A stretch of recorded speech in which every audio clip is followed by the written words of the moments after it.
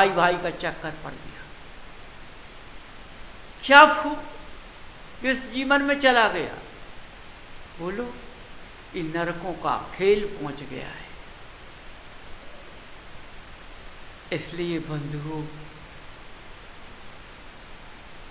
अब सोचो तुम, सूर्य की रोशनी, सूर्य कहाँ है, कितनी योजन है, लेकिन उसकी रोशनी सांस से निकल कर अंदर पहुंच जाती है, मकान के अंदर पहुंच जाती है। जरा सी सांस से अंधकार दूर हो जाता है और उजेला हो जाता है। तो धर्म की रोशनी कितनी तीव्र नहीं होगी, कितनी तीव्र होगी, तो अंधकार का विनाश कर देगी।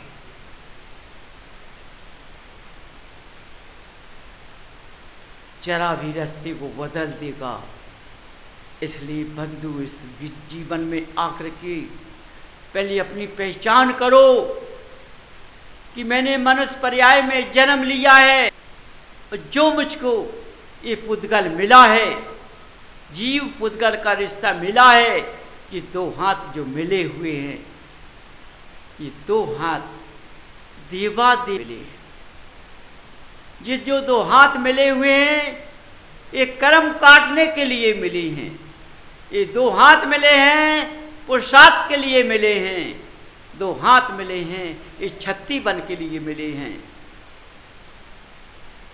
ये दो हाथ मिले हैं, सेवा करने के लिए मिले हैं। देखो, ये दो हाथ सब कुछ कर ले जाएंगे। इससे ही इस जीवन का उद्धार हो जाएगा।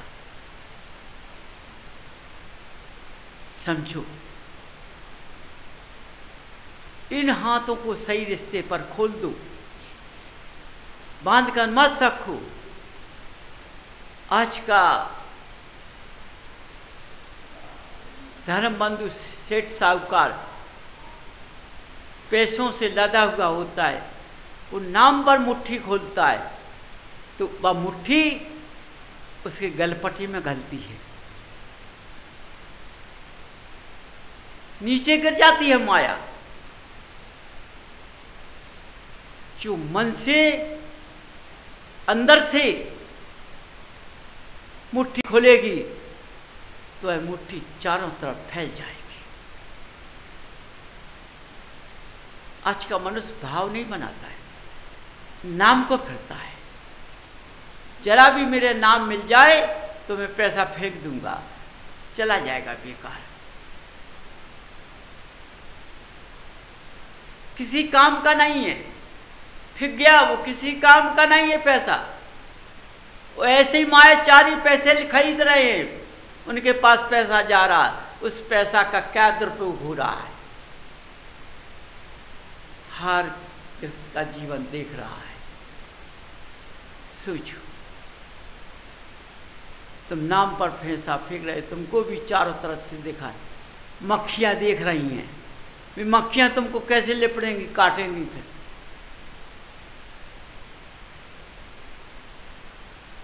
जब वो काटेंगी तो डंक लगेगा, तो फिर घबरा जाओगी। इसलिए बंधु, तुम्हारे भगवान कहते हैं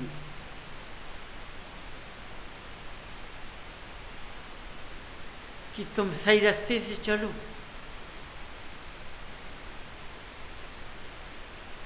जब तुम मुट्ठी खोल बांधते हो, ध्यान करना बंधु बात को। जब मैं खाना पर बैठता हूं, अपने पेट का उद्धार करता हूं, तो खाने पर हम मुट्ठी बांधते हैं थाली में और मुट्ठी खोलते हैं मोय में। सत्य की सत्य है, बोलो। थाली का बांधना और मोय में खोल देना, ये पुरुषार्थ करने से ये पुद्गल चल रहा है। इसी पुरुषार्थ से तुम ऊंचे उठ रहे हो, तब ये शरीर काम कर रहा है। तो इसी मुट्ठी को सही बांधो ना। ये अवक्ष की मुट्ठी क्यों बांधते हो? शुद्धता की मुट्ठी बांधो। उस शुद्धता की मुट्ठी जब मुंह में खुले तो ये कंचन काया बन जाए।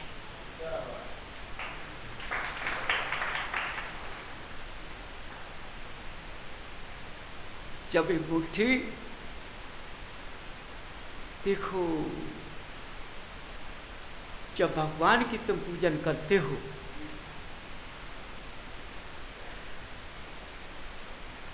जब उनके गुणों का पूजन करते हो, ध्यान उनमें लगाते हो, हाथ कहीं चलाते हो, मुट्ठी को बांधकर तुमने हथेली पर रखा, माने दूसरे बर्तन में रखा और उस बर्तन को अपने हाथों में रखा। देखो मुट्ठी खुल गई है। हथेली पर कौन रखा है? रखे भी रख चुकी है।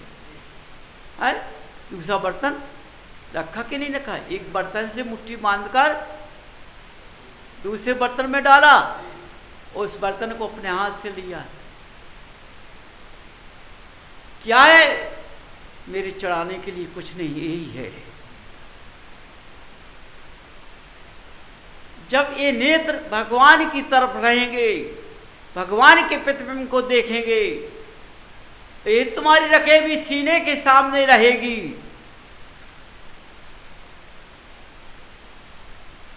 तो सीना के सामने ये रखे भी नहीं दिखेगी। क्या दिखेगा? प्रतिबिंब दिखेगा। जब उन देखकर जब इसको हम भेंट करते हैं, चढ़ाते हैं, तो नेत्र के अर्पण से चढ़ाते हैं। इस नेत्र से सब भूल गए, क्योंकि मेरे नेत्र भगवान में लग गए हैं। अब मुझको इधर उधर का कुछ दिखाई नहीं दे रहा है, ना पीछे का कुछ दिखाई दे रहा है। मैंने वह चढ़ा दिया है। क्या चढ़ा दिया है? मैंने क्या चढ़ा दिया है? मैंने अवगुणों को चढ़ा दिया है। मेरे अवगुण आपके पास से चले जाएं। अब देखो बंधुओं, तुम भगवान की पूजन में खड़े हो गए, लग गए।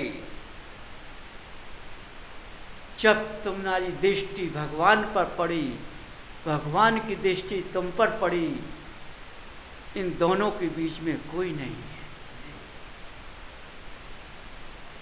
तो जब आंखियों में भगवान का प्रतिबिंब पहुंच जाएगा, तो आंखियों से अपने आंसू का धारा झड़ने लगेगी।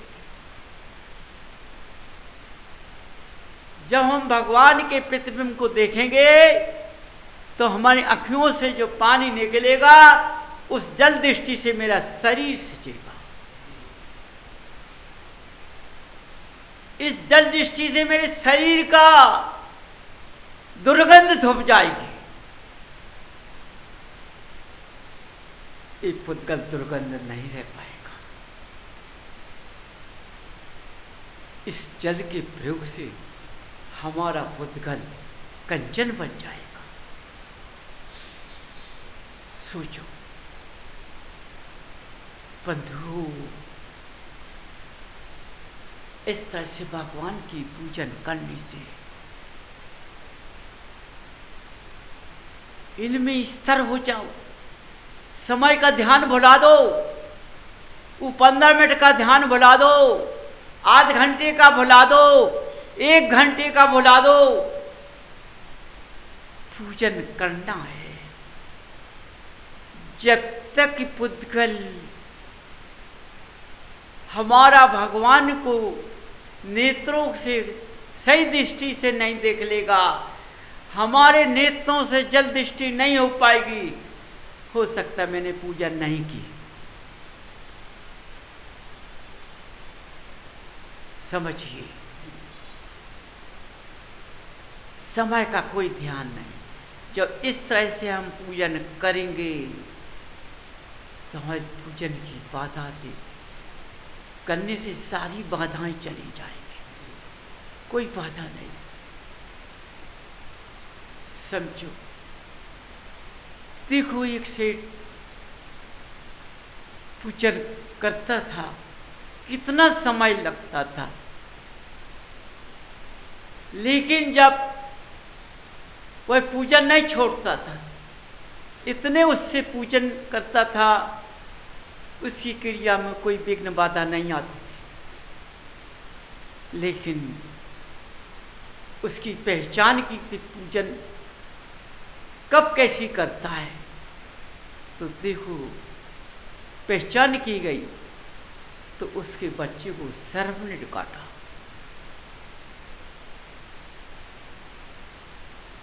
पत्नी घर पर है, बच्चे ने सर्प ने काटा, पड़ोसी आ गए, सब पक गए। पत्नी को कैसा भरने लगे, कैसा सेठ है। भगवान जिनालय में कितना समय लगाता है, क्या करता है ये, कितना धूतन करता है। इस बच्चे को सर्प ने काट खाएगा, इसका क्या होगा। सबने उस पत्नी को समझाया, इस बच्चे को जाओ अपने सेठ के पास डालाओ, ये तो मर गया है। पत्नी सबकी बातों को सुनकर वशीभूत हो गई है। बच्चे को जाकर जिनालय में डाल दिया। सेठ ने बच्चे की तरफ नहीं देखा। पत्नी चिल्लाती रही, इस मंदिर में क्या करते हो, कितनी पूजन करते हो, क्या है। ये बच्चे को सर्प ने काट खाया, ये मर गया, क्या तुम्हारी पूजन से बच्चा ठीक हो जाएगा, जिंदा हो जाएगा। लेकिन सेठ अपनी पत्नी के शब्दों को नहीं सुना, कान बंद हो गए, अपनी पूजन की भक्ति में मस्त रहा।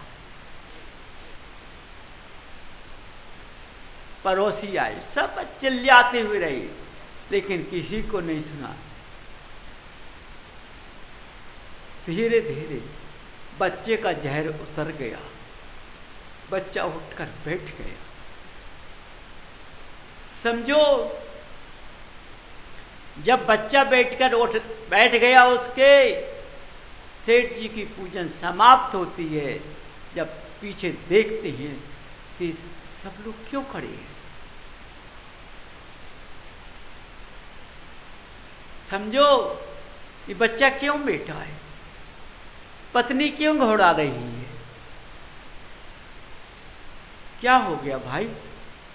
बच्चे को सर्प ने काट खाया था, क्या हो गया, उसका काटने का काम था, उसने काट लिया, भगवान ने उसको जिंदा कर दिया। उसको मरना होता तो जिंदा नहीं होता, उसको जिंदा होना था तो सर्प वापिस चला गया, अपना जहर ले गया। करना क्या है। देखिए, इस क्षमता के भाव है। समझो, आज का मनुष्य इसलिए तो चारों तरफ देखो जाता है,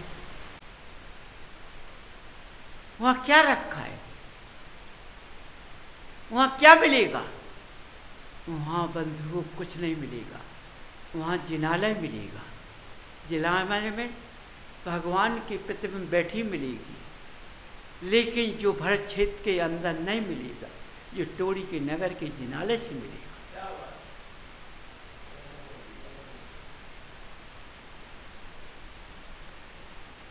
जो तुमको मिलेगा वो तुमको दिखेगा, दूसरे को नहीं दिखेगा।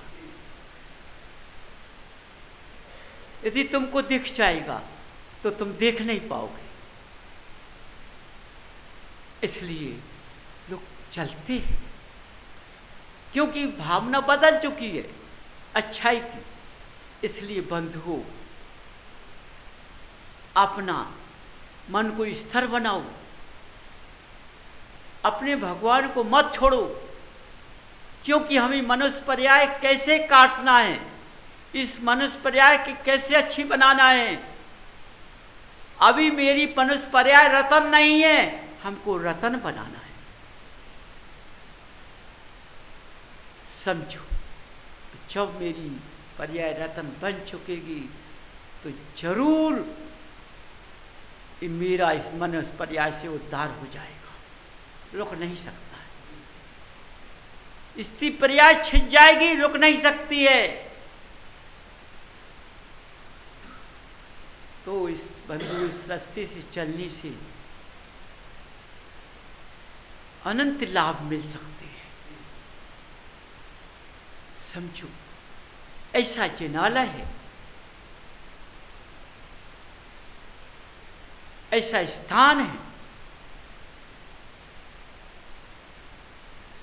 इसलिए कहा जाता है, पारस ने इसलिए कहा है, तुम लोग सोचते कुछ हो, अपना ज्ञान नहीं जगा पाते हो। तन चाहिए और मन चाहिए। धन को तुम्हें अपनी इच्छा से अपने हाथ की मुट्ठी को खोलना है। आज कहां जाओ, किसी के पास पहुंच जाओ तो पहले क्या कहते हैं? दान करो, दान तुम्हारे साथ जाएगा। तो उस ज्ञानी से कहना, तुम्हारे मांगने से दान देने वाला दानी नहीं बन पाएगा, अनंत रास्तों से गिर जाएगा। जो मन से दान देगा वो दान अनंत समय तक जाता है। इसलिए बंधु, हाथ की मुट्ठी को बांधकर मत रखना, हाथ की मुट्ठी ऐसी खोलना कि ये धन कभी खाली ना हो। जिस तरह से कुआं से पानी खींचा जाता है, कितना खींचता रहता, कभी खाली नहीं होता है।